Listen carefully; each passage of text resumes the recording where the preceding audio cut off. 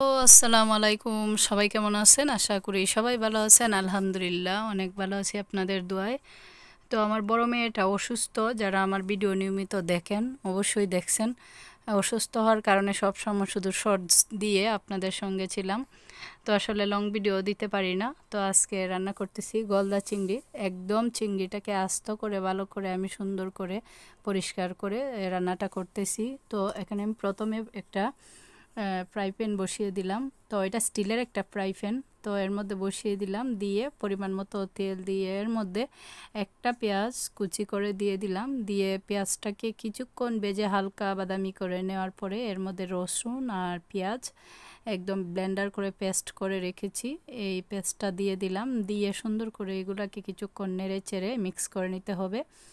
আর এই রান্নাটা মাশাল্লাহ অনেক মজা। আর চিংড়ি মাছ এমনিতে আসলে অনেক মজা, যে কোনোভাবে রান্না করলে, চিংড়ি মালাইকারি বলেন, যে কোনোভাবে বলেন, ফ্রাই বলেন, সব কিছুই আসলে খেতে ভীষণ ভালো লাগে আমার। তো এটা ছিল অনেক বড় বড় 4টা চিংড়ি, গলদা চিংড়ি। তো অনেক দিন ধরে ভাবছি রান্না করব, তো রেসিপি দেওয়ার স্বার্থে আরও রেখেছিলাম। ছোটোগুলা খাওয়া হয়ে গেছে আর বড়গুলা রেখে দিয়েছিলাম। তো এই তো এখানে আমি পরিমাণ মতো শুকনো উপকরণে যা লাগে সব কিছু দিয়ে দিছি। ধনিয়ার গুঁড়া, হলুদের গুঁড়া, মরিচের গুঁড়া আর জিরার গুঁড়া দিয়ে এখানে সুন্দর করে মশলাটাকে কিছুক্ষণ সামান্য কষিয়ে নিয়ে তারপরে এর মধ্যে একটা টমেটোকে 4টা ভাগ করে দিয়ে দিলাম। আসলে এই টমেটোটা দিলে আরও তরকারির যে কালারটা অনেক সুন্দর আসবে। তো এখানে আস্ত কয়টা কাঁচামরিচ দিয়ে দিলাম। আর আসলে সবার দোয়ায় আমার মেয়েটা আগের থেকে অনেকটাই সুস্থ। আসলে মানুষের দোয়া, নিজের বাবা মা মই মুরব্বি সবার দোয়া না থাকলে আসলে আমরা আসলে এইভাবে পৃথিবীর বুকে এত ভালো থাকতে পারতাম না। তো যাই হোক, মেয়ে এখন আল্লাহর রহমতে অনেকটা সুস্থ। তো এই জন্যে আসলে ভিডিও তেমন একটা দেওয়া হয় না।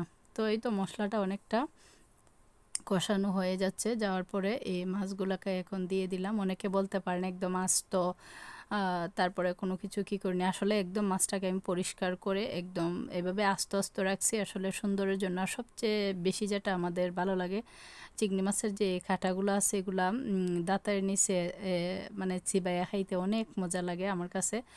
কার কাছে কেমন লাগে আমি জানি না। তো এই জন্য এই মাছগুলোকে আমি এইভাবেই সুন্দর করে রেখে দিছি। আর বাকি যে এটার ময়লা টয়লা আছে সব কিছু আমি সুন্দর করে একদম পরিষ্কার করে নিয়েছি। তো তাতে কোনো সমস্যা হবে না। অনেকে বলতে পারে না হয়তো নোংরা বা এরকম কোনো কিছু, আসলে না। একদম মাছটা একদম ধুয়ে পরিষ্কার করে তারপরে এটাকে এভাবে রান্না করতেছি। আর এদিকে আরেকটা হাঁড়ির মধ্যে কিছুটা কুসুম গরম পানি যাতে আমি এর মধ্যে ব্যবহার করতে পারি, এই জন্য আগে থেকেই বসিয়ে রাখছি। তো এই তো এখন আমি ঢাকনা দিয়ে ডেকে কিছুক্ষণ রান্না করতেছি। আসলে এই চিংড়ি মাছটা এইভাবে যেভাবেই রান্না করি না কেন আমার অনেক ভালো লাগে, ঝোল খেতে বেশি ভালো লাগে।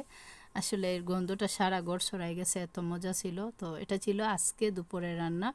তো আজকে বোধহয় বুধবার দুপুরে রান্না করছিলাম। তো ভাবলাম আজকে ভিডিওটা আপলোড দিই, আর যেহেতু লং ভিডিও অনেক দিন ধরে দেওয়া হয় না এই জন্য। তো এখন কিছুটা পরিমাণ মতো গরম পানি দিয়ে দিলাম। আর আমি রান্নার আগে এইভাবে গরম পানিটা সব সময় করে রাখি যাতে আমার রান্নাটা খুব সুন্দর সুবিধাভাবে হয়। তো যারা যেখান থেকে দেখবেন অবশ্যই কমেন্টে বলে যাবেন আমার রান্নাগুলো আপনাদের কেমন লাগে। বিশেষ করে আমি যে ভয়েস দেই, তারপরে আমার ভিডিওর কোয়ালিটি কেমন, ভালো হয়নি না আমি জানি না। আসলে আমার মোবাইলটা তো তেমন একটা দামি না, তো যতটুকু আছে এই মোবাইলটা দিয়ে চেষ্টা করি একদম ক্লিয়ারভাবে করা। তো এই তো সুন্দর করে কিছুক্ষণ ডেকে রান্না করেছি যাতে করে চিংড়ি মাছটা একদম সিদ্ধ হয়ে যায়। আর মাছটা যেহেতু একটু বড় সাইজে ছিল, তো একটু উল্টাতেও একটু প্রবলেম হচ্ছিল, তারপরও সুন্দর করে উল্টিয়ে দিলাম। আসলে জানি না ক্যামেরাতে কেমন দেখা যাচ্ছে, আসলে মাছগুলো অনেক বড় ছিল। তো 4টা মাছে একদম সুন্দর করে এই রান্নাটা আমি একদম কমপ্লিট করে নিয়েছি। আর খেতে মাশাল্লাহ অনেক মজা হয়েছিল, সবাইকে তো আর টেস্ট করাতে পারবো না। তো কেমন হলো আমার রান্নাটা অবশ্যই জানাবেন, আর আমার পাশে থাকবেন, সাপোর্ট করবেন যাতে করে সুন্দর সুন্দর ভিডিও আপনাদেরকে দেখাতে পারি। আর যারা ব্যাচেলার বাইরে আছেন অবশ্যই আপনারা আমাকে অবশ্যই সাপোর্ট করবেন। আপনারা অবশ্যই আমার রান্নাটা দেখবেন, আপনাদের অবশ্যই কাজে দেবে যারা ব্যাচেলার থাকেন। তো আমি একদম অল্প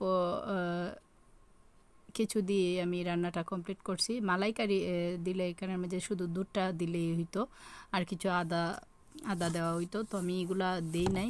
আসলে আজকে এটা এভাবেই রান্না করছি, আর এত মজার একটা গ্রান ছিল কি বলবো, মনে হইতাছে যে নামানোর আগেই খেয়ে ফেলি। তো ভালো থাকবেন, সবার জন্য শুভকামনা, সবার জন্য দোয়া রইল। আল্লাহ হাফেজ।